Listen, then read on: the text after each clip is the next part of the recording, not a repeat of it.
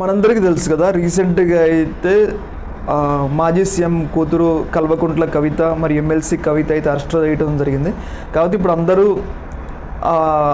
వేచి చూస్తున్న అంశం ఏంటంటే ఆమెకి ఎప్పుడు బెయిల్ వస్తుందని. ఎందుకు అంటే మనందరికీ తెలుసు, దేశ చరిత్రలోనే ఒక మహిళ మొట్టమొదటిసారిగా ఈడీ కేసులో అరెస్ట్ కావడం జరిగింది.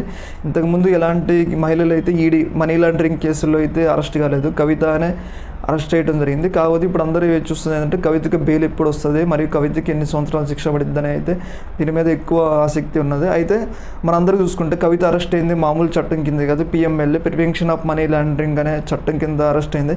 ఈ చట్టం చాలా కఠినంగా ఉంది. కవిత మీద పెట్టిన కేసులు కూడా చాలా కఠినమైన కేసులు. ఎందుకు అంటే ఒక ప్రభుత్వ స్థాయిలో ఉన్న పాలసీని, ఒక ప్రభుత్వానికి ఆదాయం వచ్చే ఒక పాలసీని మార్చి ప్రభుత్వ ఆదాయానికి గండి కొట్టినందుకు ఆమెనైతే అరెస్ట్ చేయడం జరిగింది. ఈ కేసులో దాదాపు 1 సంవత్సరం నుంచి కూడా ఢిల్లీ డిప్యూటీ సీఎం మనీష్ సిసోడియా జైల్లో ఉంటున్నారు. ఈమె కూడా దాదాపు ఒక 3 నుంచి ఈడీ దగ్గర ఇప్పటికే సాక్ష్యాలు అనేవి చాలా పుష్టిగా ఉన్నాయి. సాక్ష్యాలు అనేవి ఈడీ చాలా పకడ్బందీగా సంపాదించింది.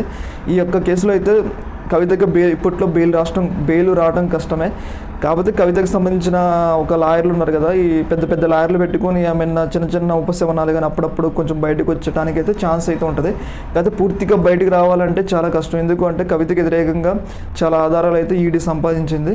మరియు ఒకవేళ శిక్ష కనుక రుజువు అయితే దాదాపు కవితకు 3 నుంచి 7 సంవత్సరాల వరకు అయితే జైలు శిక్ష పడటానికి అయితే ఛాన్స్ ఉందని అయితే న్యాయ నిపుణులు చెప్తున్నారు. ఏదేమైనా కానీ ఒక మహిళా మనీ లాండరింగ్ కేసులో అరెస్ట్ కావడం అనేది ఒక పెద్ద భారం, ఒక అవమానకరమైన విషయం. ఎందుకంటే ఒక లిక్కర్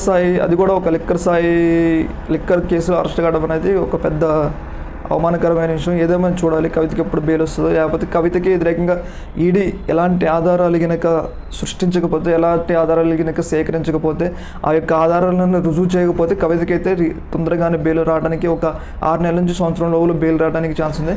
ఒకవేళ ఈడీ గనక ఈ యొక్క రుజువులు గనక నిరూపించగలిగితే మాత్రం ఆమెకి ఖచ్చితంగా జైలు శిక్ష పడే అవకాశం ఉందని అయితే మనకైతే క్లియర్గా తెలుస్తుంది. మరిన్ని అప్డేట్స్ కోసం మన ఛానల్ని సబ్స్క్రైబ్ చేయండి.